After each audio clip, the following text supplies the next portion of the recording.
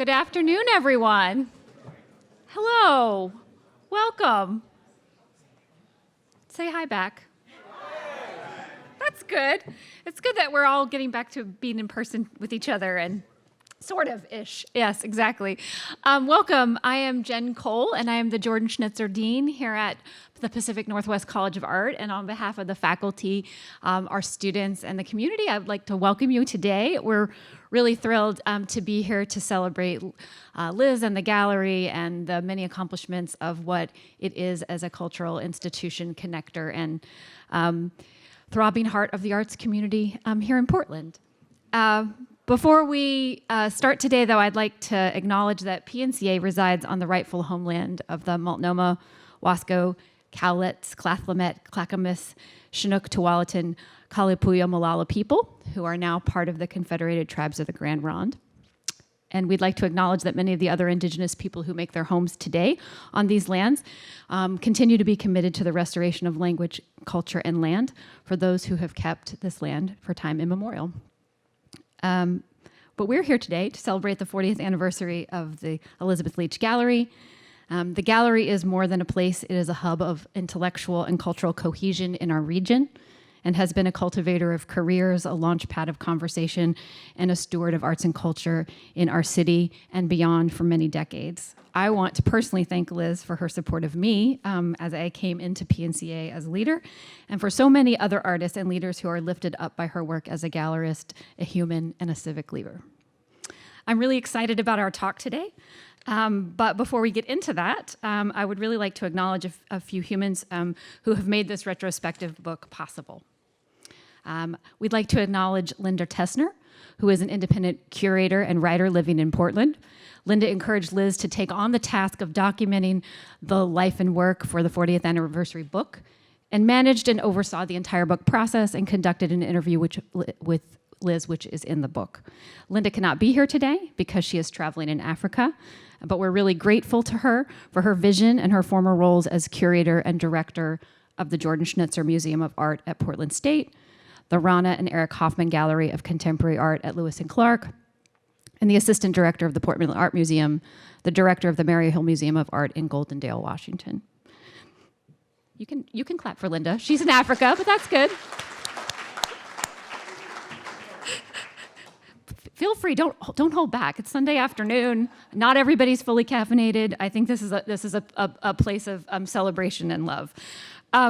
We'd also like to acknowledge Liz's family, her brothers Mike and Tom, her sister Stephanie, sisters-in-law Betsy, and Lisa Leach, who travel from California to be here. Wave your hands.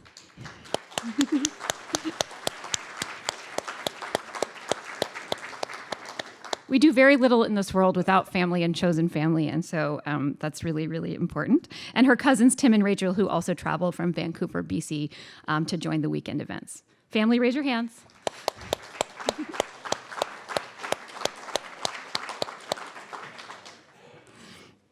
Many of you are also in that sort of chosen family, and I'd like to thank the incredible team at the gallery, Daniel Peabody, Gwendolyn Schrader, Kelly Brand, Chris Waterton, and Louisa Geyer for the extra hard work and amazing commitment to the gallery and the artists that they represent, and to this community and to the consistent commitment of making the gallery not just a place, but the gallery a vibrant hub of exchange of cultural ideas and humanity that make us all better because of it.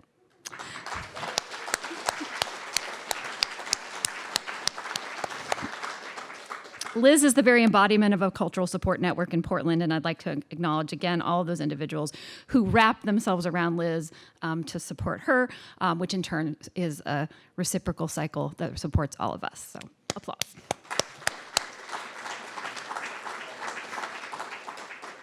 I'm really excited about our discussion today with Ruth Guenther and Liz Leach, and to frame this conversation, it is my deep pleasure to welcome Sue Taylor, who will be our moderator today.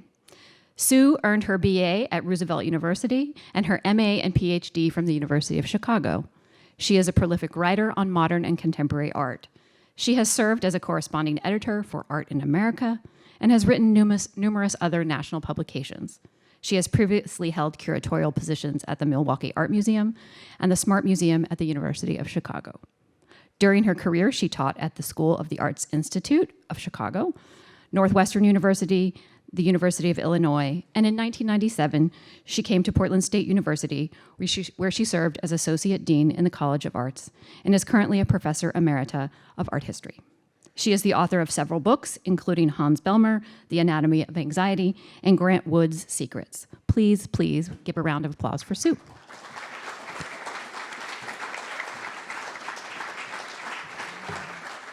Thank you so much, Dean Cole. What a pleasure it is to celebrate the publication today of this beautiful book documenting 4 decades of Elizabeth Leach's energetic efforts to connect art and audience in Portland, as well as nationally and internationally. The book, as you'll see, includes hundreds of gorgeous illustrations of works of art that have been presented at the gallery over the years. It contains a complete exhibition history, which made my head spin. An essay, a very informative essay by Bruce Guenther, and as Jen noted, a contribution too from Linda Tessner, who interviews Liz for the book and whose idea it was for Liz to publish this volume in the first place. Thank you so much, Linda. At the conclusion of this morning's program, you'll be able to purchase a copy of the book if you wish. It's $40. There are tables set up in the atrium, and the gallery has placed around the auditorium here these small flyers with QRC codes for you to purchase the book on via your phone with credit card information. They will accept cash, credit cards, and checks afterwards. All this is important information. Both Liz and Bruce will be signing books also in the atrium should you wish to have a personalized autograph copy. But now's our chance to learn more about Liz's 40-year project. In today's discussion, we're going to try to touch on 4 topics: Liz's beginnings as a gallerist here in Portland, how she has blended the regional and the national in programming her gallery, the initial challenge 40 years ago of cultivating an audience for contemporary art in Portland, and finally, how the art world has evolved over the past 4 decades. I imagine that, like me, you'll have questions about these issues and others. Please hold those questions until after the discussion. There'll be plenty of time and a roving mic to accommodate Q&A after Bruce and Liz and I finish the conversation up here on the stage. And this moment might be a good time for me to remind you, kindly turn your cell phones back on after the program. And now for the introductions. Bruce Guenther, and I say this because although he doesn't need an introduction for many of us, his cumulative accomplishments are impressive, and there are people from out of town who may not be aware of them. He was, and this is how most of us know him, was the chief curator and curator of modern and contemporary art at our beloved Portland Art Museum until 2014. He grew up in Medford, Oregon, and he attended Southern Oregon University, which, by the way, in 2019 bestowed on him a Distinguished Alumnus Award for his many years of service to humankind. Before receiving his BA in Applied Design in 1971, he took 1 year off to serve with VISTA, Volunteers in Service of America, where he worked with migrant agricultural workers, and community organizers in Colorado. It's wonderful to learn that Bruce began his museum career as a curatorial intern at the Portland Art Museum in 1973. He then went on to serve as director and curator of the Museum of Art at Washington State University in Pullman, curator of contemporary art at the Seattle Art Museum, chief curator at the Museum of Contemporary Art in Chicago, which is where I became acquainted with him in the 1980s, and then back to the West Coast as chief curator at the Orange County Museum in Newport Beach in California. He returned to the Portland Art Museum as curator of contemporary art in 2000 and assumed the responsibilities of chief curator the following year. And most recently, through exhibitions at the Oregon Jewish Museum, Bruce has continued to inform and educate diverse audiences about modern and contemporary art. He's a brilliant writer as well as a curator, and he's published more than 50 books and exhibition catalogs. I had a hard time counting them. With his vast knowledge and his many years of working with major artists and institutions and collectors, we're so lucky to have him here today to help us explore the history of Elizabeth Leach Gallery and its significance for the visual arts in our community. And like Bruce, Elizabeth Leach likely needs no introduction to this audience. Still, I persist. Because her list of accomplishments has a stunning cumulative effect. It's truly extraordinary. She received her BA in art and architectural history at Scripps College in 1979. In Los Angeles, she worked for the Community Redevelopment Agency and interned at an architectural firm in LA, the firm of William Pereira and Associates. After moving to Portland, she opened Elizabeth Leach Gallery in 1981. In that first decade, she served on the board of the legendary Portland Center for the Visual Arts, PCVA, and was a founding member of Business for Culture and the Arts. In 1991, she helped establish the Bonnie Bronson Fellowship, an annual award that has now recognized more than 30 individual artists in our region, including Judy Cook. I know there may be other recipients here, but I see her there in the second row.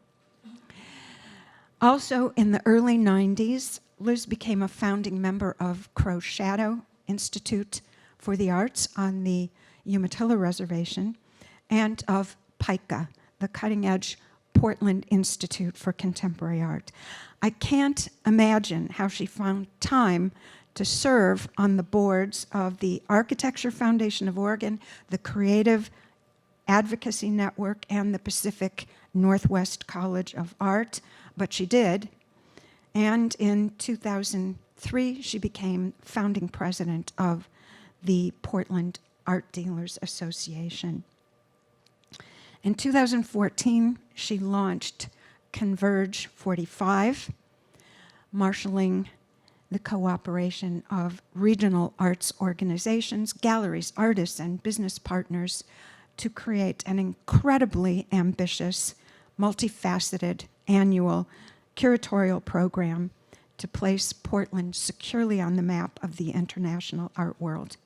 Now, you may have noticed in my account of Liz's resume the repetition of firms like founding, establishing, launching, initiating.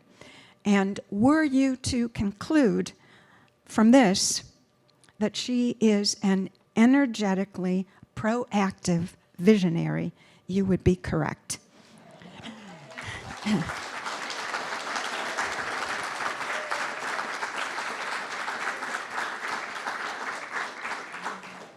So please welcome her and Bruce to this conversation about Liz's 40 years now fostering enthusiasm for contemporary art in this city.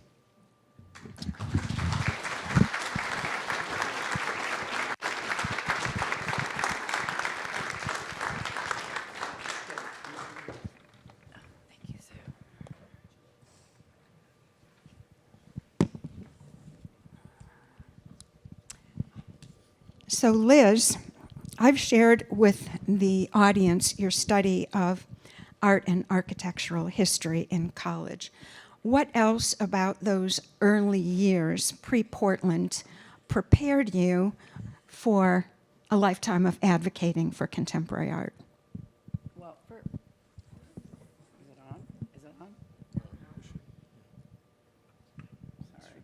It's supposed to be on. There you go. Thank you, Bruce. Well, thank you for that wonderful introduction, Sue, and Jen Cole. It's a wonderful new addition to our city. So what did you, what prepared me? Okay, so we know now about your BA at Scripps, your study of art and architectural history. But there were other things that were going on in your life in California and elsewhere that preceded your move to Portland that prepared you for this thank job. you. So, I mean, I was very fortunate. I got a great education in high school. I started studying art history, actually scored highest in the nation in 1975 in art history, and it really helped during that time because our mother wasn't well, and our mother passed away my senior year in high school, and so the art history just kind of kept me going. It was my answer for surviving, and we didn't really talk about where I was going to college. My art history teacher said, "Well, go study with Arthur Stevens at Scripps College." And when I was there, I took an easy photo class where I met Richard Gruder, who became my husband, but he was a well-known avant-garde filmmaker who showed here at the Film Study Center at the Whitney. And he introduced me to the entire art community in LA. His cousin is Hap Tivy, who is one of the light and space artists. So through Richard, I was introduced to Hap, and I learned really early, I would say 19, about the rigor of art and art making. So, light and space movement is conceptual, it's idea-based, and, if you're gonna build a room-sized experience for somebody, you have to do it right. So crossing the T's, dotting the I's. So I had this great art history background, and then I went right into the art world, meeting an artist. I've been studying about art, was an amazing thing, and then Richard opened the doors to the art world in LA, which was really just becoming. And I studied with John Baldessari, so I learned the rigor right away. And I do have to say, my dad is a very successful businessman. He would engage us at the table in conversations about business and politics, and I learned how to think and to follow through on things. So I have the business side as well as the art side. And then Richard was invited to show his work in France. Oh yeah, Bill Foster showed Richard's work early on. And we went and lived in Paris for a while, so I got to have that experience young. And then we came back to New York, and we stayed with Hap Tivy and Barbara Haskell, and I was like, oh my God, an art historian, and I'm riding the subway with Barbara Haskell, and I was very much a purist at that point, and I thought I would only, be an art historian or curator. Galleries didn't have such a positive mind in my eye at that moment. But at any rate, Richard convinced me ultimately to move to Portland and convinced me to open the gallery in 1981 because we didn't see as much art in the community. Certainly the Fountain Gallery was there, the Blackfish Gallery, but the idea was to bring in all these friends we knew from LA and New York. So anyway, I think I gave you a long-winded answer, but that's kind of how I got here. Well, in this anniversary book, Bruce writes about the art world in Portland before you arrived, Liz, in 1980. Am I correct in that date? 1981 is when you opened the gallery. The gallery, yes. Including, according to Bruce, predecessors of yours of a sort in Portland who also made efforts to bring contemporary art to people in this region. I'm thinking about your comments on CES wood, Bruce. Can you elaborate on that a little bit? That's early 20th century. You know, I can never tell because my voice can hit the back of the room without Lucky you. The topography of Portland as an art community really begins in 1892 when the museum is founded. So 130 years ago, there was a recognition that art needed to be part of this pioneering community. And one of the people involved there was CES Wood, who had, as a lawyer, poet, want-to-be painter, had connections in New York with Macbeth Gallery and a series of American artists like Childe Hassam, who he used his connections to bring them to Portland. And they, in turn, generated an interest and a support for the fledgling artists and the artists who had come west to document the expansion and the nature that was here. And that moment germinated the earliest collectors. Sadly, they weren't many more than a handful, but their collections eventually came to the museum in the 20s and 30s and formed the basis of what would be the Portland Art Museum today. Miss Sally Lewis had traveled to Europe, like Zoe Dussain in Seattle, and brought back to Portland a trunk full of art. Picasso, Braque, Cezanne, and she brought this back to show her friends and to think maybe that she could sell them. She sold some of them, and she showed them. And more important, she became an advocate, socially and aesthetically, for the founding. Galleries didn't find a place in the city. There's a series of economic downturns in this place. They bleed the wealth of the early founders of the museum, so their children and children's children had to rebuild fortunes, like Ladd and Failing and the early founders. But in the founding of the school in 07 brings a group of artists who then grow slowly. They have graduates, and artists stay in this community. And that creates one leg of the table that will be the place we eat our dinner at today. You know, because you have artists who are coming to this place to teach the children of this place. And that then creates one part of the ecosystem. The dealers only develop really in the post-war period. They come, there are fledgling, Louis Bunce among them starts a gallery. He then partners with Sally Judd, who was the director of this institution for many years. She and Louis open a gallery, she takes over. Then there's Ann Hughes, Arlene Schnitzer, the Image Gallery, you know, and therefore exposes the rift of Gentile anti-Semitism that flavors part of the early history of the galleries in this community and the artists. And from there, you know, we start a tumbling toward the present. Never quite enough buyers. This is a town that loves to look. They turn out in droves, and they look and they enthuse, and they're positive, and no one opens a wallet. And so the art museum and the galleries that pioneered here struggled every year, every decade. And so there's a change and a thing. When Liz came, she came with the idea that she would bring art that was not produced here to fertilize the seeds that were already growing here. And that, I think, is the core of what I was talking about. Arlene Schnitzer had opened the Fountain Gallery, the biggest tree on the block, the only gallery that was well-funded. You know, happily, her husband Harold built a successful business that, you know, Arlene was part of, and it made for an important place receptions with a full bar and hors d'oeuvres, speakers, you know, a great location.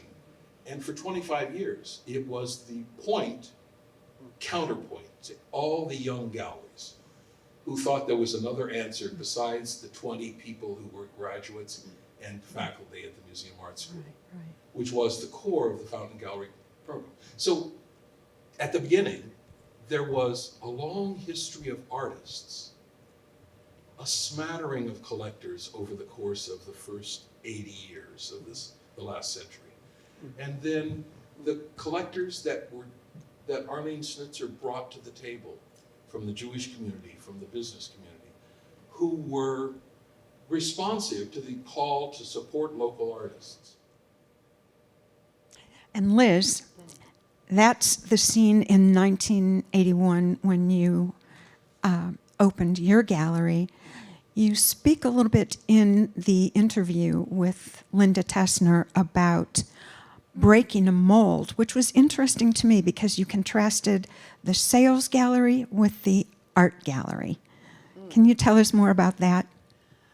Well, I mean, I think that what I learned, well, when we first opened the gallery, we went to San Francisco and we spent some time with Stephen Wirtz of Stephen Wirtz Gallery, and he impressed on us how important it was, the role of the gallery in representing an artist, that it isn't a transactional relationship with the artist or the collector.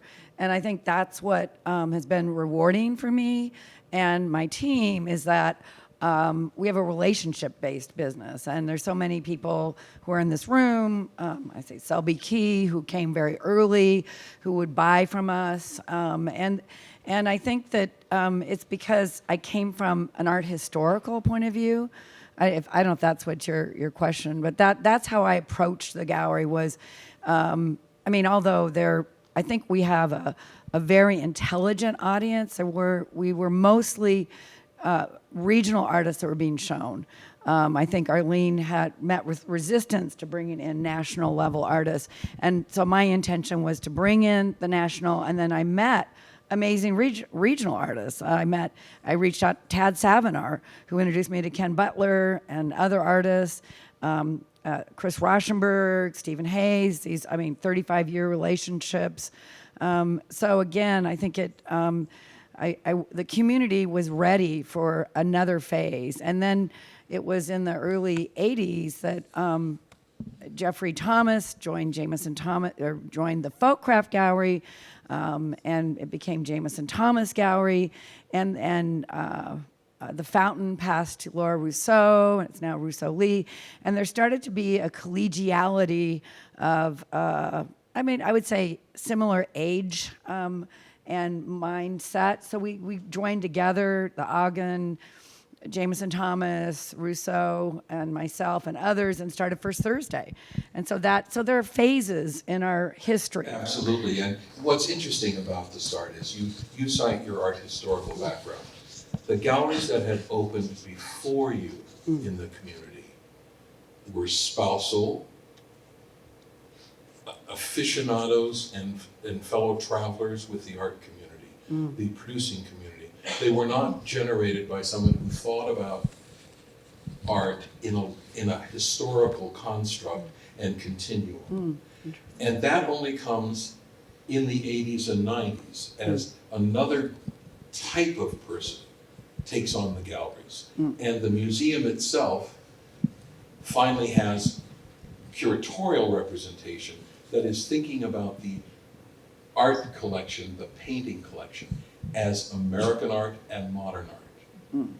People like Rachel Rosenfield Laffo, John Weber, Catherine Canjo, just lost somebody there, but I'll remember them. I'm gonna look at my notes. Yeah, and Christy Edmonds, who brought time-based art into it. All of those things change the dialogue and the interaction between artist, dealer, and the community.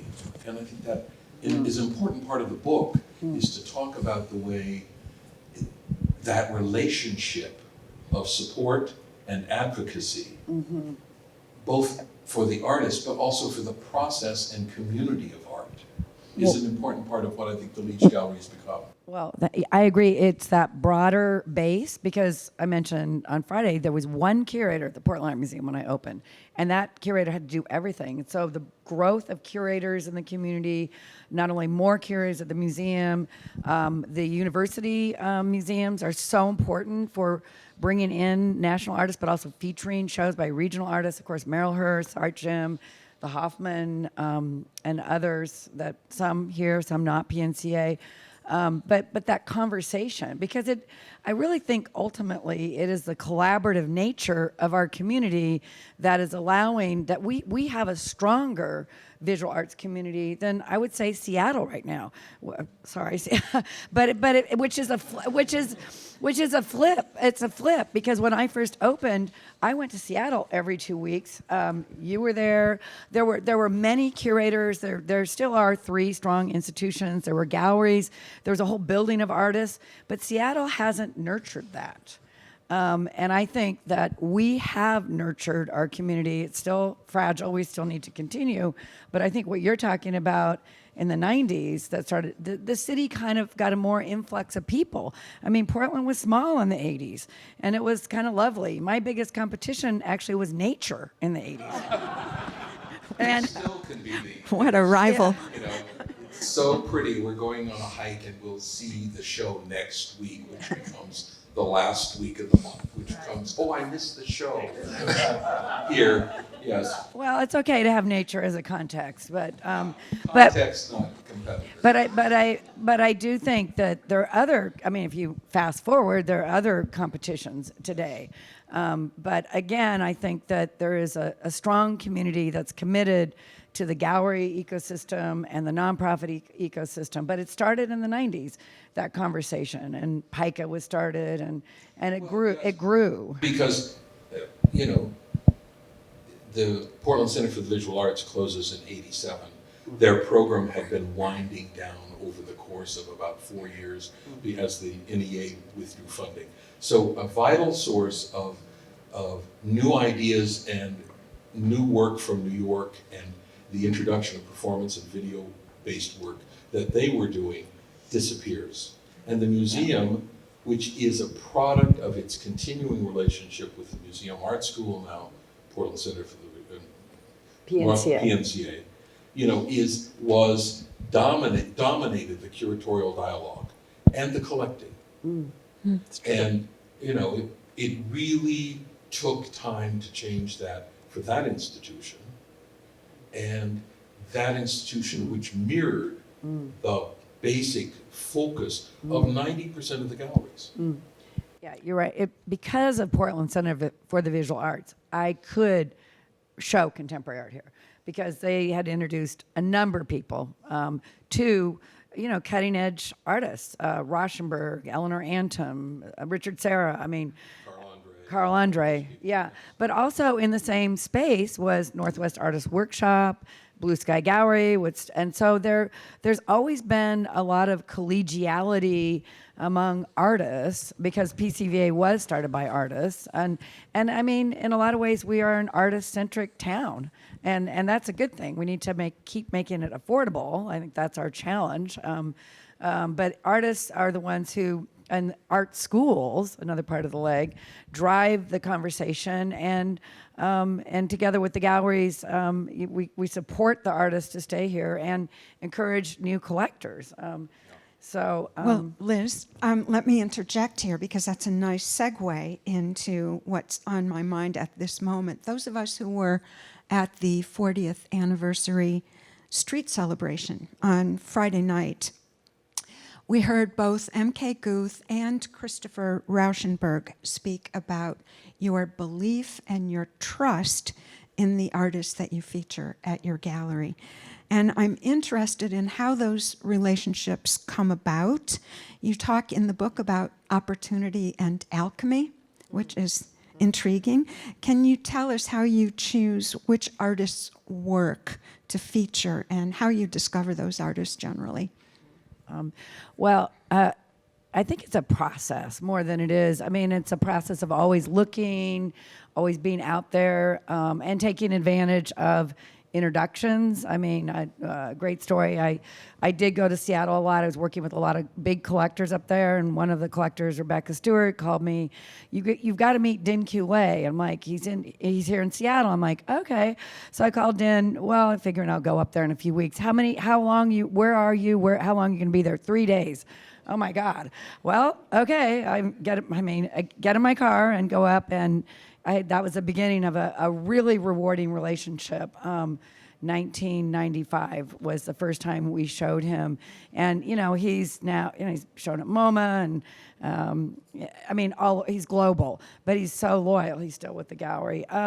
It's really when I look for artists to represent, I look for ideas. That's what intrigues me, that are authentic to that person. I look for the execution of quality, and I look for artists that produce work and that are consistent.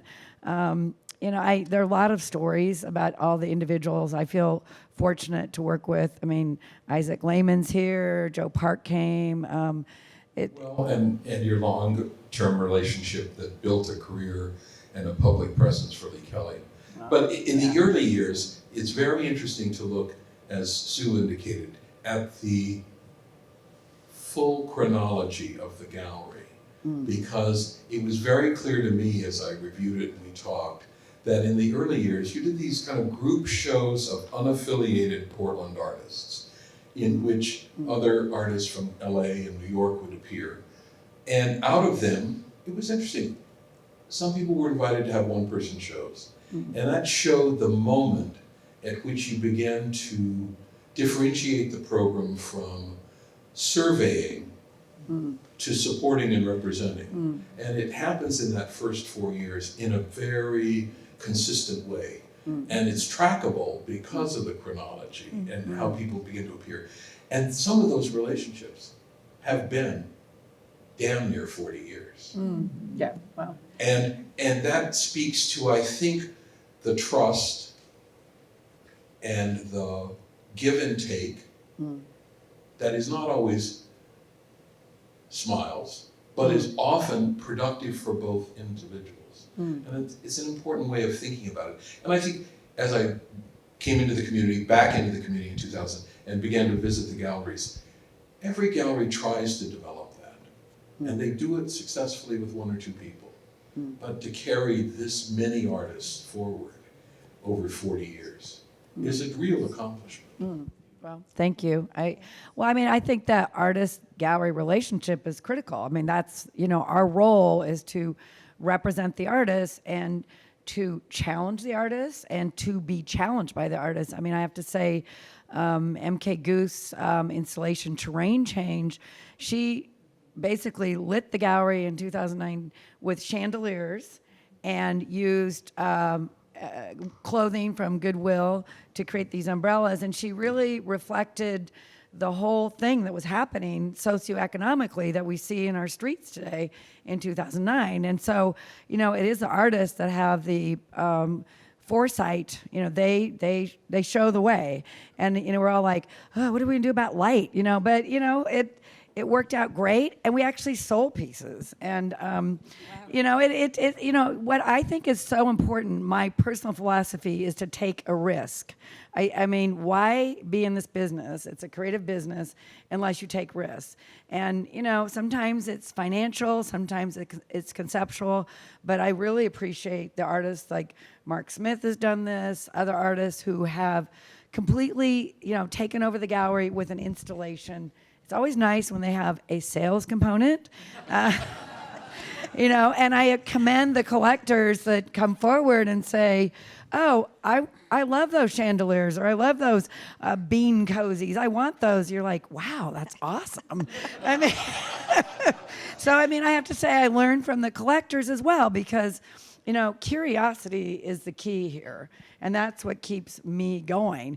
And collectors come with their point of view too. I mean, they're in it because art challenges them and they want to grow. And that's how we learn, is by growing, by being with things that we may not be comfortable with. Well, collectors come in several sizes. There are, according to Sir Herbert Reed, there are chimpanzees, and there are stamp collectors. And, you know, we've had the pleasure of working with collectors who are stamp collectors, who are going to take the list and they're going to buy one of everything on the list, but nothing else. And then there are the chimpanzees, for whom bright and shiny, new and unknown are the best things in town. And you've happily been able to attract both. Well, You know, I it's think, bananas and paper. I think there's a third collector. I mean, no, there is the one that's more thoughtful, and we've been lucky. I think both of those. Are they thoughtful? They're both thoughtful because you know there is a point halfway through that banana that the chimpanzee thinks this is pretty good, and I need to have more of these. Yeah. You know, but there's something about the collectorate as a group. It is undernourished. They're not underfunded. They're simply slow to step forward. You know, when I came back in 2000, it was a shock to see the same handfuls of collectors active, and I kept looking at the children or other people in the Portland Tennis Club and the women's, you know, clubs and the Arlington Club saying, why aren't more of you involved? This is a great art community. You know, proportionately, if you look at the proportion of artists who live and work in this community and who contribute to the intellectual and visual topography, there's probably a percentage relationship to LA and the way LA as a mega city and the proportion of artists who participate and create an environment. It'd be very interesting to think about it percentage-wise, to see how, as a small community, we manage to meet and can keep people alive. Yeah. Well, I mean, I think it's an ongoing dynamic. I mean, I guess that's why, I go to everything as much as I can to try to cultivate and bring new people to collecting. And there are more and more people. I mean, I would say it was interesting. In the 90s, there was a group, it was, middle class that really bought a lot of work. And the prices were a little, Stephen Hayes was emerging at that point. They were more affordable. The biggest trick in this community is price point. Because as artists mature, their prices go up a little bit. And it's created by supply and demand and by the fact they do sell in other cities. But there can be a little bit of a ceiling, which I think is unfortunate because I think this community can't afford it still. But there are new collectors still coming, but it takes a little more effort. And the museum does a good job trying to cultivate that. I do think you are dynamic when you're the Contemporary Arts Council, and that is the relationship of the nonprofits with the for-profits, bringing people to the galleries and showing you can buy these things and why you should buy these things is important. One thing that that impressed me a lot when I was looking at the beautiful illustrations in the catalog, in the anniversary book, is the sheer variety of mediums and styles that you've presented through the years. Ceramics, video, well, painting and sculpture, of course, fine art prints from Cirrus editions, from Crown Point, ULA, Gemini. And then, in addition to that, did I mention the ceramics and the quilts and the installation? I'd like you to talk a little bit about how you can undertake this so boldly. I tend to occupy my own niche of expertise, but your range is really broad. Well, like I said earlier, I came out of the light and space movement. So that was a conceptual movement based on ideas. So I think that, and then coming to Portland, I was like, I think I was on a race to just bring as much as I could to the city and share my excitement for as much art as I could. And when I met the regional artists, I was really pleasantly surprised to mix them in with the national, and so with the regional and national together. So all these conceptual shows to maybe put Judy Cook next to a Richard Diebenkorn, or with Al Taylor. When we showed Al Taylor, the Zorner Gallery's like, we want Al Taylor to show with Judy Cook. Or Julia Mangold's incredible installation we showed with Donald Judd. And, so much of that art we brought in was super affordable when we did, and the art market exploded, interestingly enough, after '09. But I think it was about opportunity, maybe because I was traveling a lot by then. And so, the Gee's Bend ladies, oh my God, it was such a treat to bring them here in 2009 or somewhere around then. And we were asked, you want to be the representative for Gee's Bend in the West Coast? Well, of course, and so I learned and grew by these people introducing me to artists. And I would say, a Catholic taste in art. I mean, it's all about quality to me. And I would say there's an aspect of, like I would say the dark side of art that I don't really like. There's a small part I really don't like. But I would say I like most art. And almost everything I show in my gallery, I would want to own in my collection.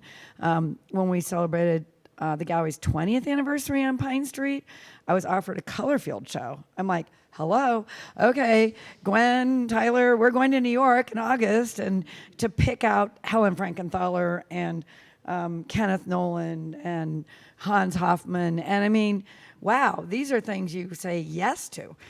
So I would say I say a lot of yes. Moments when it coordinated with my acquisition of Right. the Clement Greenberg collection. And suddenly that show was happening, and you could put on the stage works that were marketable in this community's price point, and a stretch to get a really grand painting. The people who bought out of those shows, I mean, they bought small Hans Hofmanns, but it really made the Karl Morris and the, Louis Bunce look smarter on their walls because there was a Hans Hofmann as a precedent, as a fellow traveler Right. into the shores of abstraction. Right. When somebody has a name that's internationally known and then they look at a regional artist, it adds context. And that's what I was trying to do in those early shows as well. So, yeah, that was a lot. I mean, I wish I could have afforded that Helen Frankenthaler. It was $175,000. And I just saw it. It's $1.3 million. And that's like 20 years. I mean, that's nuts. But anyway, it was a wonderful show to have at that time.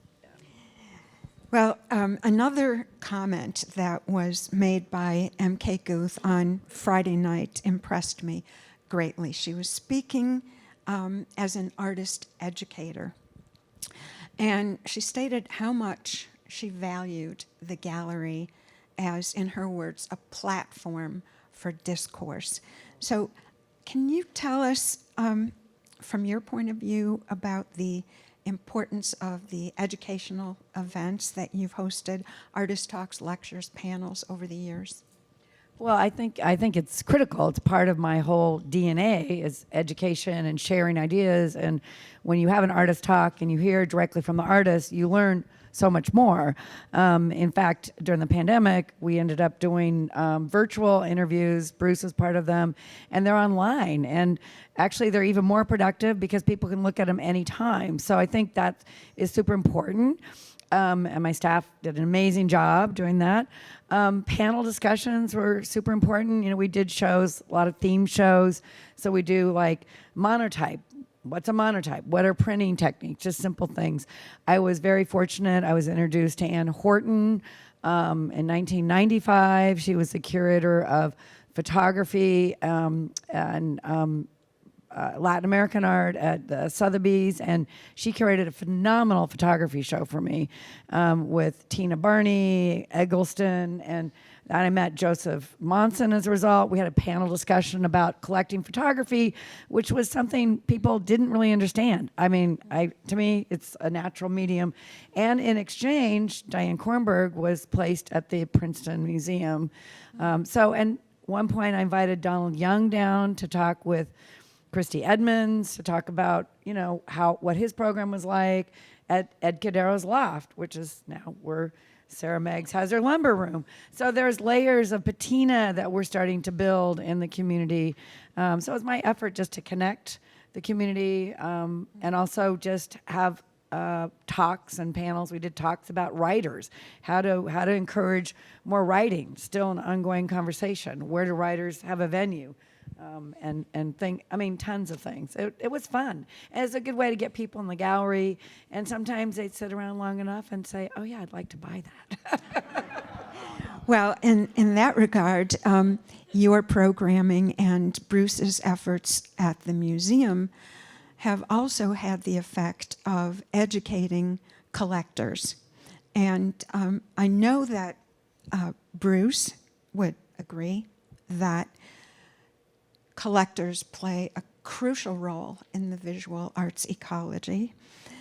And I wonder, and this is a question for both of you, can you elaborate on both the gallery and the museum fostering new generations of art collectors and how that's best accomplished?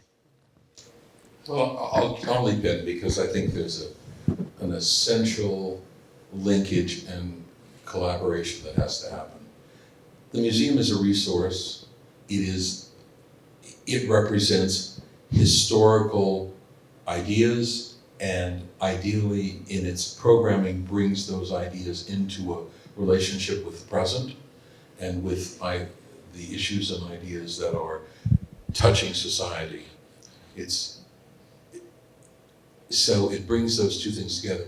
And an active curatorial program means you're exposing the attendees of the museum. You give them opportunities through lectures, films, docents, artists appearing, and travel to find and build a collaborative group of people who want to enhance the museum for their children and children's children, as well as become active in a community of ideas, and a community that builds on beauty and the conceptual basis of art that's always been there. So for me, when I came, the important part was to build my core of supporters who would support acquisitions and support the artists.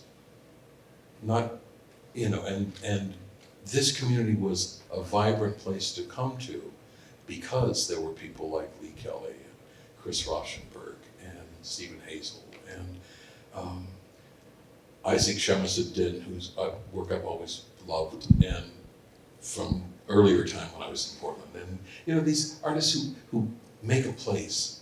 It's changed, but then to bring a group of museum visitors, museum members, into the commercial scene. So traveling to 3 galleries on a Saturday morning, talking as a curator with the artist or with the dealer about the work on view, trying to provide the historical linking of ideas and image making to the work that we're seeing in the gallery and then back to the museum. It was a very exciting and profitable time. We would end up dragging 50 or 60 people around town to see the galleries to go. And it made for, I think, a growth, a spurt in that middle class collector. Yeah, we miss that regular Saturday gathering. But for me, I think it's activities and engagement. So you did a lot with the Contemporary Arts Council. And that happened. So now Converge 45, with Converge 45 Contemporaries, they lead a group monthly, and we're reaching out to young and collectors of all ages because people are hungry to see art and to hear about contemporary art. Jordan often opens up his warehouse. He's bringing, all kinds of exciting art. And so then an organization that Ann Crumpacker and I are heading up, the Oregon Alliance for the National Museum for Women in the Arts, is a new group. It's not only women, but we're still getting our 501(c)(3), but we go to Jordan's warehouse. There's a new collector on the east side, the gallery. So I think, actually my niece Macy Leach is here. She's interested in getting young people more engaged. So I think you have to, it'd be nice if you could just say, put up a flag and everybody follows you. It really takes one-on-one reaching out and cultivation, and there's a great deal of interest in learning more about art and collecting. And each of us, I mean, as a gallery or a curator or a collector, we now have 2 institutional collections in Portland. Jordan Schnitzer's warehouse and the lumber room. That's building excitement, as well as so that kind of commitment to collecting and sharing the collecting.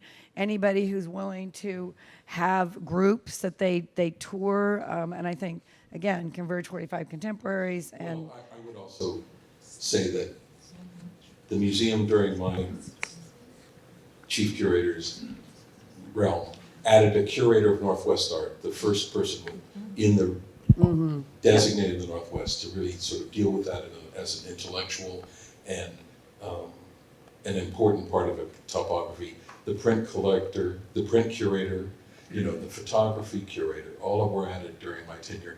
Or new people came with academic credentials for a historical background and began to take other groups of people around the galleries. Yeah. So suddenly there are 4 curators at the museum, all of whom look back to the galleries, to the artist studios in this place, to try and build a greater sense of understanding, a greater sense of engagement with a community of creative people and an institutional base that will bring history alive for future generations.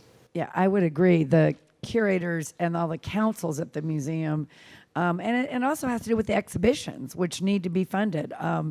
Whether they're at the museum or PICA or wherever, funding exhibitions costs money. So we get to see great art if they're funded. So when the museum puts on great contemporary shows, or Oregon Contemporary does, or PICA, I mean, the curators often lead, and the councils help support that. So all of these nonprofits are equally as important to creating our dynamic environment where we're seeing more contemporary art, which is really important. And ideally, this generates a market, which enables you to keep open. Yeah. It is all all the other dealers in town to kind of prosper a little bit. And gone are the days when Arlene Schnitzer felt she had to pay for the dental work of her artists because they weren't earning enough money teaching 2 classes a semester for a school, or they hadn't sold any paintings that year. And she felt a responsibility to help keep people alive and in the community. And today, it's a different world. yeah. Liz does acknowledge Arlene Schnitzer in the catalog when in the early 80s she was contemplating opening Elizabeth Leach Gallery. And what impressed me was an aside that she made about how Arlene taught her that this work was not merely transactional. And as you both discussed the need for art to sell, for the gallery to stay afloat, I just want to focus momentarily on a personal note. I heard Liz say moments ago that there are also these one-on-one efforts that you are noted for vis-a-vis cultivating collectors. And I just want to share how impressed I was that you and I in conversation one day were talking about Lee Kelly and how you were impressed with his work the moment you arrived in Portland. And you were surprised to learn that I had never met him. I had just admired him from a distance. And so Liz said to me, "Oh, well, let's go down and visit him." And she took an entire afternoon, brought lunch, and drove me to Lee's compound, and we spent the afternoon together.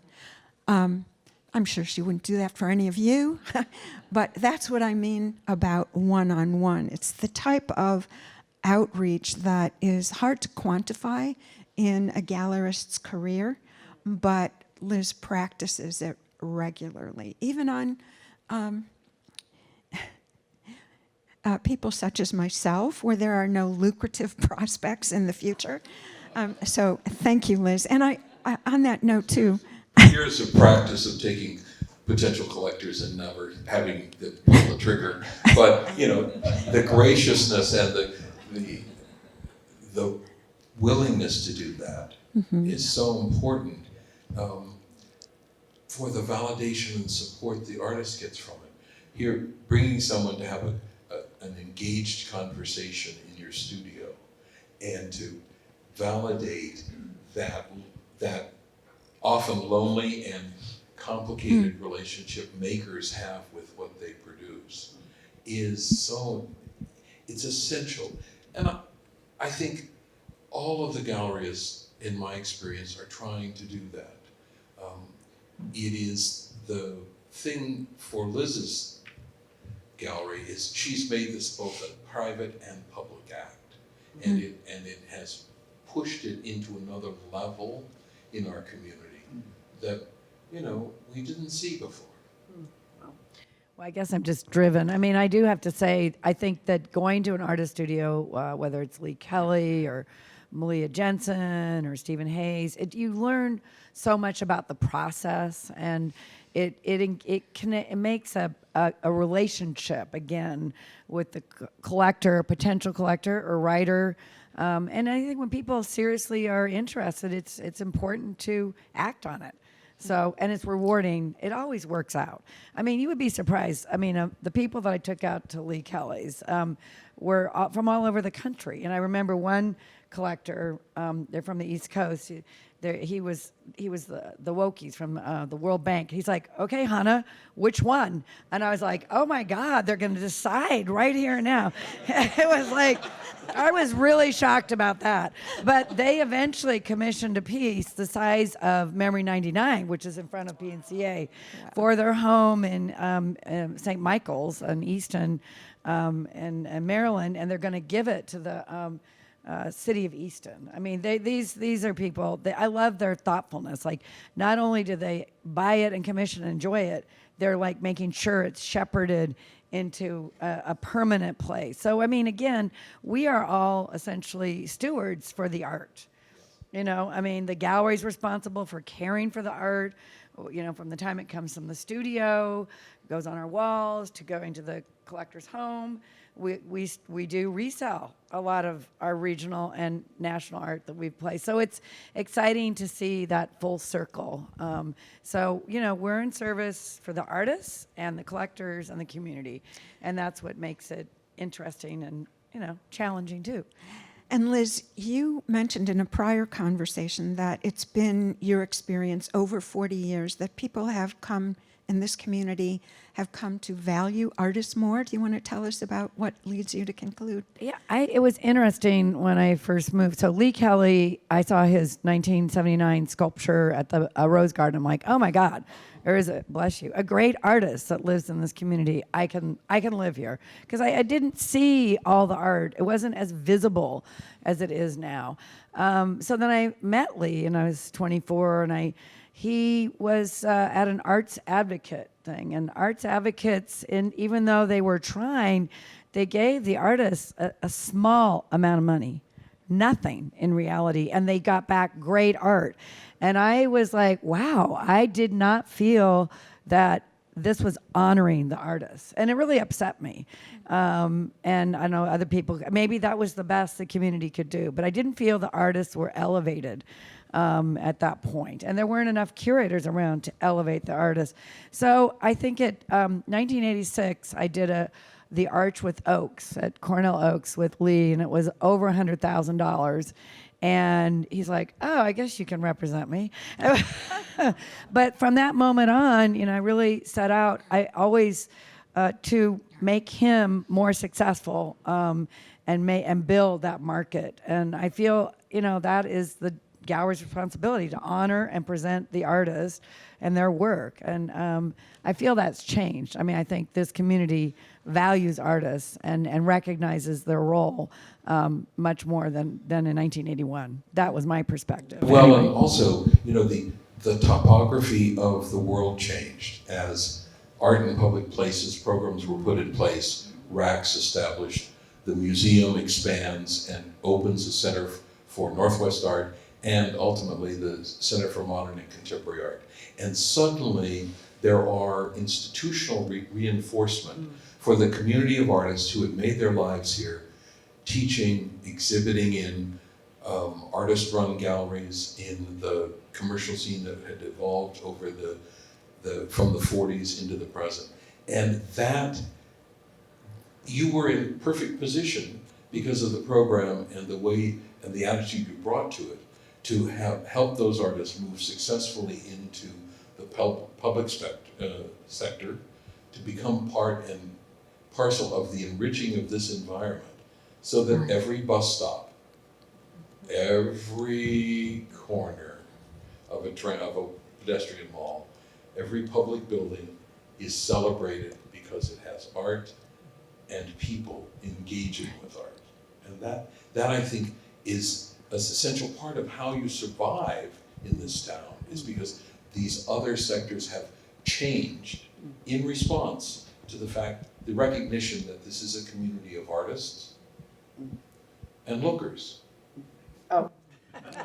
And collectors.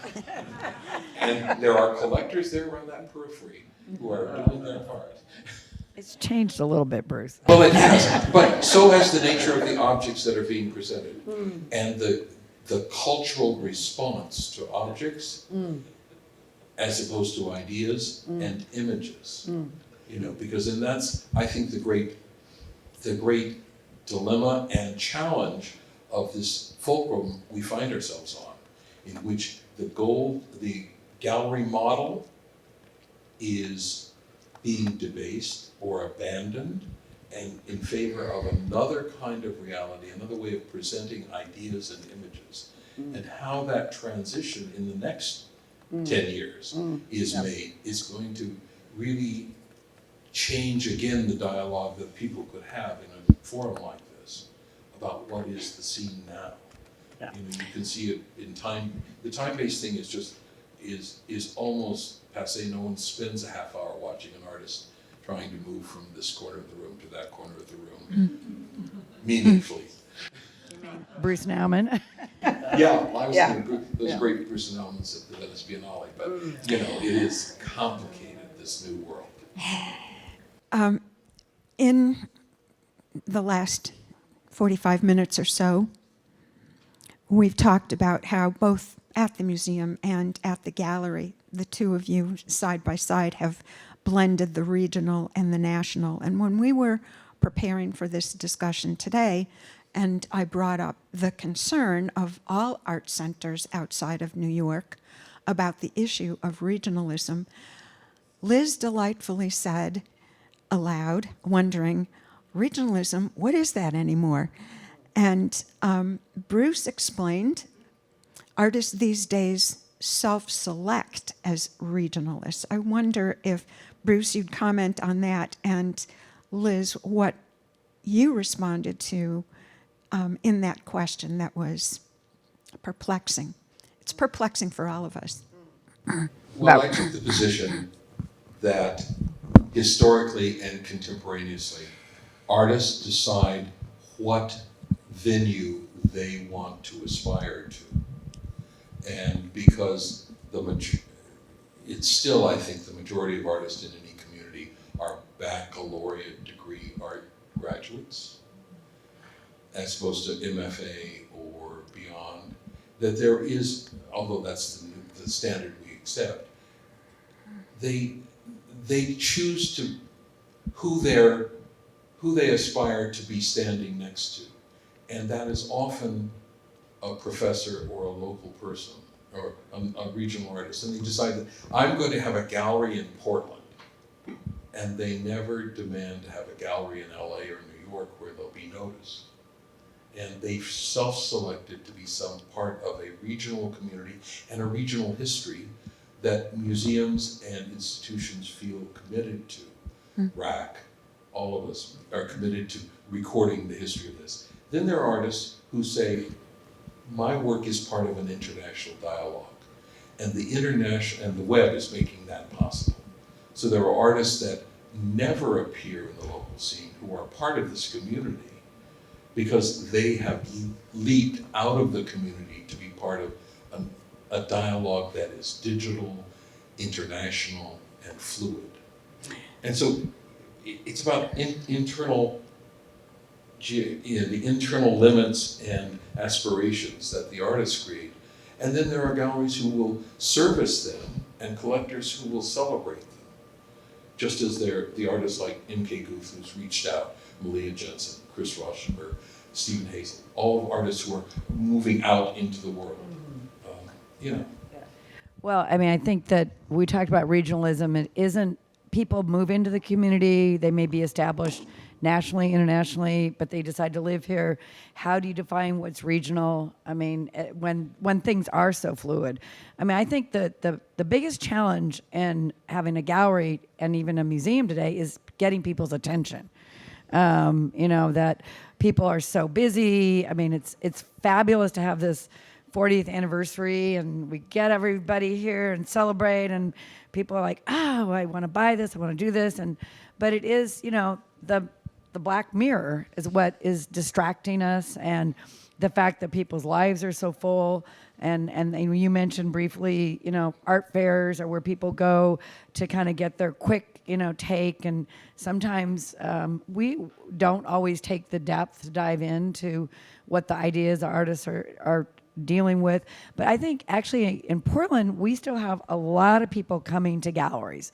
So we have a lot of cultural capital in this city. And I think that is really, really, really valid and important, because artists still want to show in galleries. And they want to show all their work and they want to share their ideas. So I don't know, I kind of segued off of what Bruce was saying before, but the regional thing is an interesting idea. I mean, do artists really define themselves by their place as much as they define themselves by their art? And their art can be taken to an art fair, and their art can be shown in multiple cities. So it becomes part of the bigger conversation. And I think that is what most of us are interested in. And the galleries that do art fairs and Converge 45 is creating that opportunity to show artists' work in a bigger context. Right. So that's it. It's an interesting response to the question, that is, in terms of the contemporary fluid context in which we find ourselves. I know that people in the audience have questions. I see a hand already. Bruce is going to surrender his microphone to Louisa, who's kindly going to help you all pose your questions to Bruce and Liz. Thank you.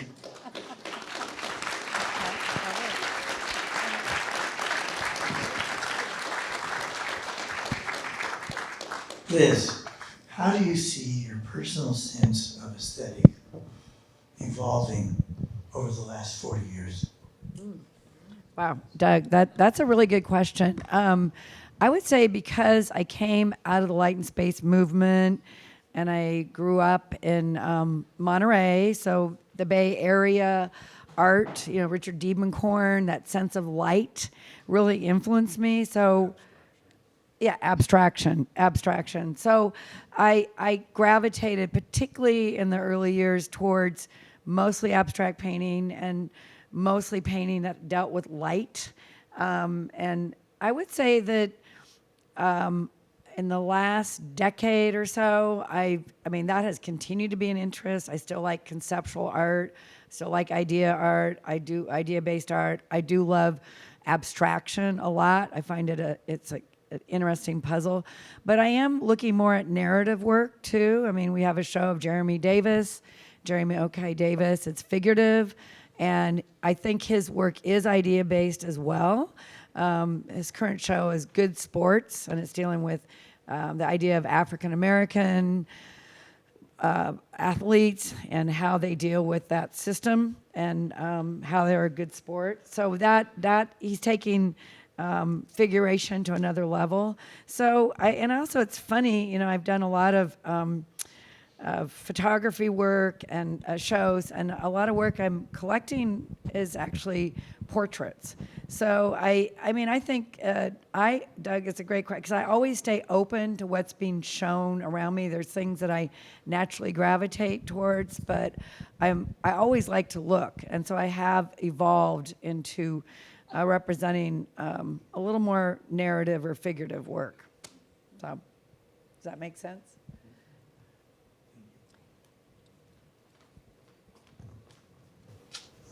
Well, this is more of a comment than a question, but I just want to say that I was at a day-long thing about collecting photography in Santa Fe, and not once during that day did anybody say, and the artists need the money to get their teeth fixed or pay their rent or eat. And then shortly after that, I was at a gathering of photography curators from all around the world, and an hour into that discussion of collecting, nobody had said the same thing. So I raised my hand and I said, well, and you know, you don't have art if you don't have the artists. They need to get their teeth fixed, as Arlene did. They need to pay their rent, as you're concerned about. And the next photography museum director spoke after me and said, well, I'm not going to ask for somebody's financial statement to decide to collect them. Come on, all the artists need the money. But I salute you guys for knowing that and for having a view on the ecosystem that artists are needed.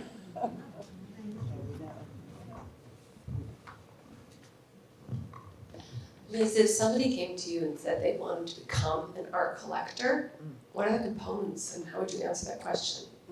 I love that question. Well, okay.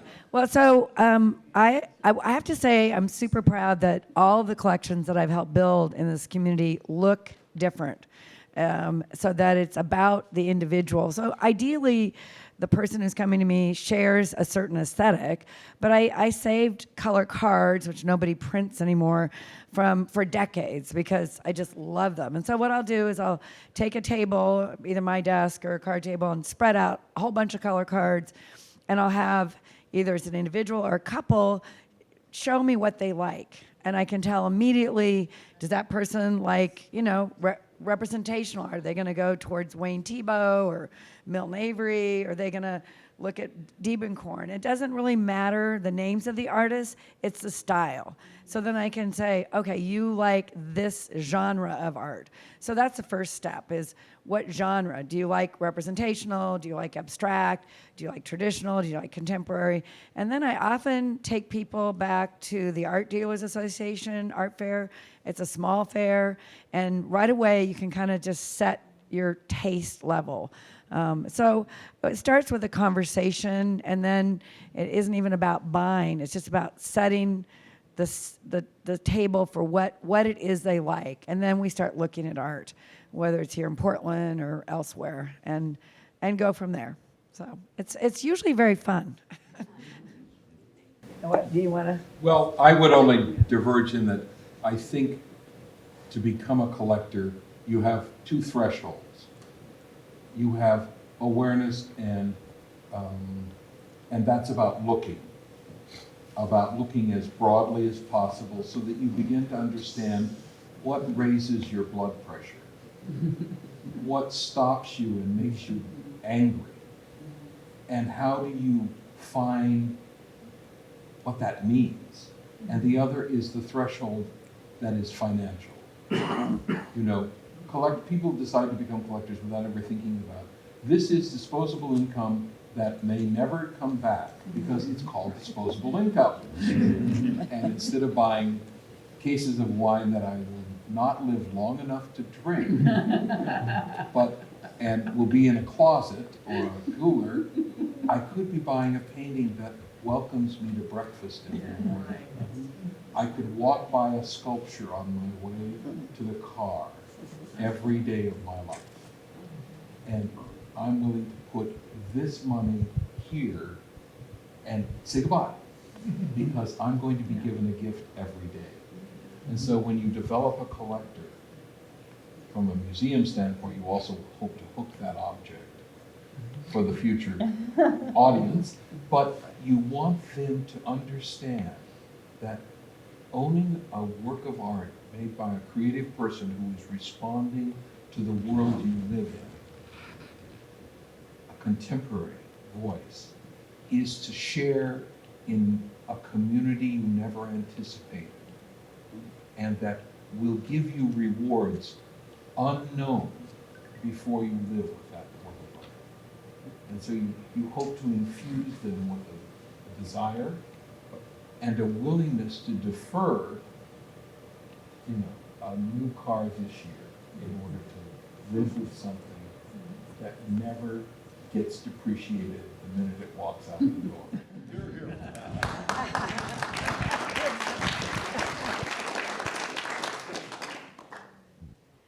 Do we have more questions? We might have time for one more from this group.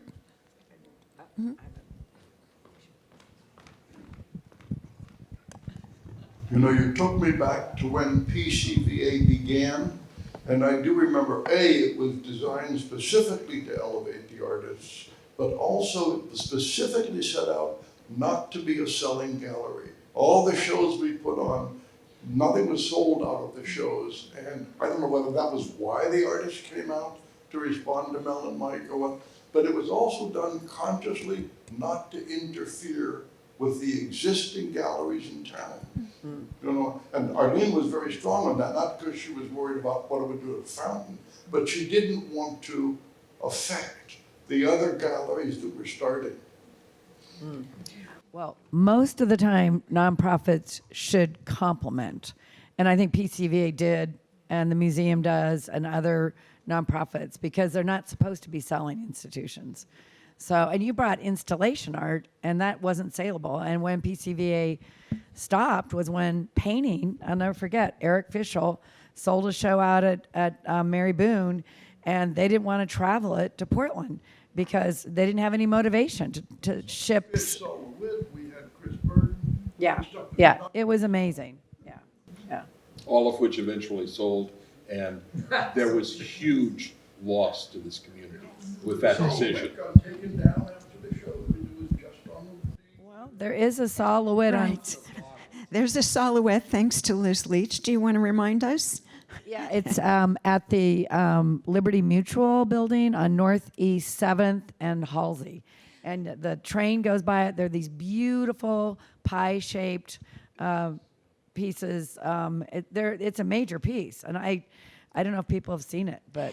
It's visible. It's visible from the Max. And in that regard, it's more familiar to all of us than the wall drawing that Sarah Miller Meigs commissioned at the Lumber Room, and more visible than the set of prints that the Portland Art Museum has by Silhouette.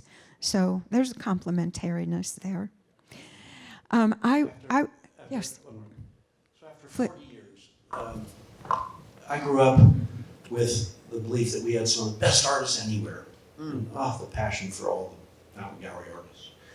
And then as I've grown with my collection now that has the best of the best post-World War II in terms of prints, a bunch of paintings now, I'm collecting 15, 20 of the huge rising stars. The Jeffrey Gibson thing upstairs, the Art Museum opened today, 30-foot room I haven't seen yet. The other 150 things of his we've collected, whatever. But why, like with Lee Kelly? Okay, let's talk with him more. I always thought, that he was as good as Tony Cragg and Smith, all these other people.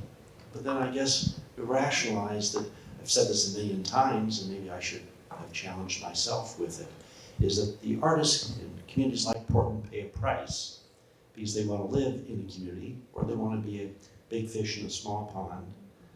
But what, in your view now, like with Lee's work, if you'd known then what you know now, how could he have been, was he just not as good as Richard Serra? And what do you know now about why couldn't he have been promoted in some way? Well, in terms of the other galleries or write-ups in Art in America, whatever. he got a write-up in Art in America. So, I think your question's valid, Jordan. There is great talent in the region. For some of those Northwest artists, it's timing, early on. But for Lee Kelly, he has national recognition. The last show we did, we sold 3 of the 4 pieces, really good prices, 2 new regional collectors, 1 from the East Coast who didn't loan to Lee Kelly. So not everybody of his generation has the scope, but again, the Wokies that commissioned him, $140,000 sculpture same size as the one in front of us. So Lee, because we did take him to the fairs, because he is the quality. I mean, Lee Kelly is classic modern sculpture. We actually just sold 2 of his paintings. They're $50,000 each. Granted, that's not hundreds or millions, but he has a respectable market, regionally and nationally, and he will continue to, because he produced Lee Kelly and Christopher Rauschenberg and Stephen Hayes are probably my most prolific artists. And when you look at sculpture, that's impressive. So I actually would say Lee has a national market. He did do things. He did things in Houston. He's got things back at the University of Virginia. He did have Virginia Art Museum. Actually, Sue Taylor wrote the review in Art in America. I believe it was you. So he has that. He is one of the few people in that generation that has a bigger market. I would say price point, he's still undervalued, frankly. But it is supply and demand. It's what people will pay. I mean, the 3 pieces we sold were, they're medium-sized pieces, $26,000 each. That's nothing to sniff at. So Lee's legacy will continue. But I can't say that for everybody. I would say Lee was ambitious. Lee was curious. Lee's work changed. And I am an aggressive dealer, so I will make sure his legacy continues. So that's what I would say to that. And I don't know, Bruce, you want to add to that? Well, I think Jordan's question is very appropriate, because it is the dilemma unique to sculptors who have to move large quantities of very heavy things other places. But the opportunities for Lee to participate in national venues is not solely on the shoulders of the dealer, but really is part and parcel of this community attracting curators from other places to visit and to see the work that's here. Because every time a curator from the East Coast wanders into Portland, they discover something they had no clue about, and they take it and show it back east. And with the market and the writing about art is now centered in LA and New York. And unless you can get your work there, or get someone from there here, you could be Picasso, and to use a very dated example, and no one will ever know you exist. Right. It happened to Hilda Morris, who was being touted as a major abstract expressionist sculptor with Seymour Lipton and group, but because she never took up residency in New York, even though she had a dealer for 45 years there, it never moved, and she never had the financial support to make the vision of what she saw happen. And whereas Lee was able, because of another generation, another kind of material, to make really important work. The piece at the Virginia Museum of Fine Arts is spectacular. It is larger than the piece out here in the parking lot. It was, purchased, and they gave it pride of place when they remodeled, and the porte cochere, and it's there. His piece in Houston has been restored twice. It marks that campus with a memorable piece for the students. His piece at Candlestick Park was just destroyed because they took the whole thing down. No more baseball. So there you go. There's something you Seattle, but there's something you mentioned, and it's, so Hilda Morris had a gallery in New York, but she wasn't back there. It's, again, relationships. So the artists in New York know the other artists. Stephen Hayes had a show back there. A gallery wanted to pick him up. Suddenly, the show was artists, landscape painters, and their friends. M.K. Guth made the sacrifice, took herself back to New York, got her MFA. She developed a network. That's how she got included in the Whitney, not only on the merit of her work, but the rigor of it. But there was Henrietta Hildish from the Whitney came out. And it is important that the curators, that we invite more people, or when people come, and that has a lot to do with what Candace Nunn did with the Hallie Ford Family Foundation, that bringing curators and writers and bringing them to the studios, because we have a lot of talent in our region, but we're a little isolated. Portland, we're not LA. People are always like, oh, you're from Seattle. No, I'm from Portland. And I'm very proud to be from Portland. And I want to reiterate, we have a great community. We have to promote it together. So, and it is about who you know. I mean, Larry Rinder came out and talked. It's like, it's your friends. You're going to put your friends in a show. Right. So the more we participate on a bigger scale, and the more we bring people here to see what we have, and take people out to Lee Kelly's, or take people to listen to Parker's studio.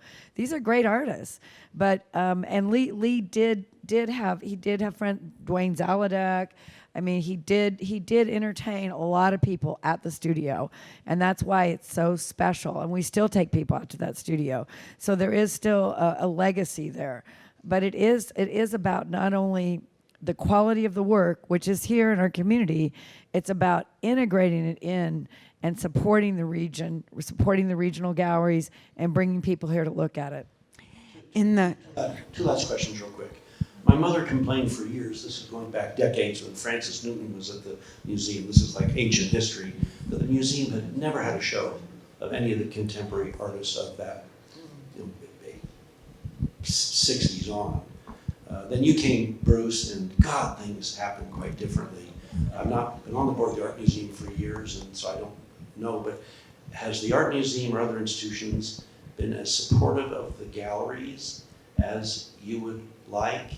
And if not, is that something we all might help put some influence on? That's not too loaded a question, but no. I've got one more after that. Okay, quickly, no. The Art Museum, when Francis Newton was there, had 9 employees. Only one of them was curatorially based, and that was Francis Newton, who was also trying to figure out how to get up in the morning and find enough donations to pay his salary. The institution radically changed as the community changed.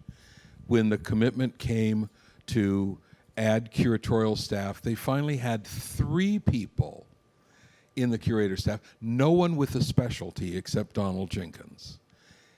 When John Buchanan came in '94, controversial as he and Lucy were for this community, because they came from outside, like someone else on the podium, and they had a vision that this place could be something special. And that's when it changed, and that's why I came, and that's why the last 20 years have looked the way they've looked. And the museum is about to embark on another transformation that's going to make it a larger, better facility to serve the community. And by extension, God willing, and a couple changes happen, it will be supporting the local artists in a very powerful way. And that will be the difference. And I think that's a good place to be, I hope. Okay. I would say, Jordan, that the museum curators get out in the community. I mean, on Friday, all of the curators were at the celebration, and particularly the Northwest curator, Grace Cook Anderson, is buying regional art and showcasing regional art. Sarah Krajewski is more focused on the national, and my only thing is, when we bring high quality national art like that Sterling Ruby, I wish that there was a way to raise the money to keep some of that. And you were saying that about PCVA. The Contemporary Arts Council used to be more active that way. But there is, Julia Dolan is very aware of what's going on. So there are, and Catherine Ashby, the new Northwest Native American curator. So they're very active. We have lost some, we lost the art gym, which was really important. Oregon Contemporary tries. The Hoffman Gallery. The new president, Lewis and Clark, needs to be encouraged to have that space curated. It's a beautiful space. We are going to be showing Richard Moss out there for Converge 45, but funding for regional nonprofits affiliated with is really important for the artists, the regional artists. The more Hallie Ford down in Salem, your PSU space here, and in the Jordan Sister Museum in Eugene, those institutions to have regional art surveys along with books. That is super important, to have a catalog for mid-career. So that was something that was happening a lot at the art gym, and Linda Tesner was doing that at Lewis and Clark. You did great shows at the museum. So that we need to keep focused on and reinvigorate to happen. Happily, Arlene lived to see and empowered the change at the museum. And her gallery in 1986 closed, but there were women who picked up that mantle and carried it forward and have evolved it into an exciting venue again for the arts of the region with Rousseau Lee Gallery. Arlene and Harold, they launched you as a collector in your teens, and they empowered the museum. Their legacy it will be hard to match their legacy, but there are people now in the community in their 30s and 40s who have the potential to help make this community lift into another layer of activity and a new history point. And that's where I live in hope that the new generation of digital wealth and apparel wealth will help this community grow culturally. So I think that's a good place. Okay. Thank you for your questions, everyone. I want to bring this back just for a few more moments to Liz and her invocation of the importance of relationships with artists, among artists, to collectors. We called this program today Connecting Art and Audience, describing your mission, Liz, as well as Bruce's. And I've been thinking a lot about Liz's talent for bringing people together. How does she marshal all the collaboration necessary, for example, to launch Converge? It seems to me that you, Liz, are one of those personality types that Malcolm Gladwell calls connectors. People who can spread ideas and influence because of their social skills and their contacts in different worlds. In your case, of course, the art world, but also in business, in the business world, academia, and in politics. And in addition to connectors, Gladwell identifies mavens and salespeople. And you qualify as both those types as well. The maven, because of your expertise, your knowledge of art, your sophistication, your taste, and the salesperson, because of your charisma and your powers of persuasion. And I hasten to add there, your powers of persuasion vis-a-vis your own deep-seated convictions about what it is that you're promoting. And these qualities, I think, help to explain your impact on our community beyond the gallery itself. And I think that in addition to the connector, the maven, the salesperson, there's another type that you embody, and that is the most impressive of all. It's the visionary. And we learn from this beautiful book how you envisioned a transformative goal for yourself, for your artists, for our community, and how long and how tenaciously you have worked to realize it. And I hope it's not too presumptuous of me to claim to speak on behalf of everyone here in offering congratulations, Liz, and many, many, many thanks to you, to your fabulous team in the past and in the present, for the contributions that you've made to the arts community for over 40 years. And thank you, Bruce, for helping us understand all this holistically, both synchronically and diachronically through time. On that note,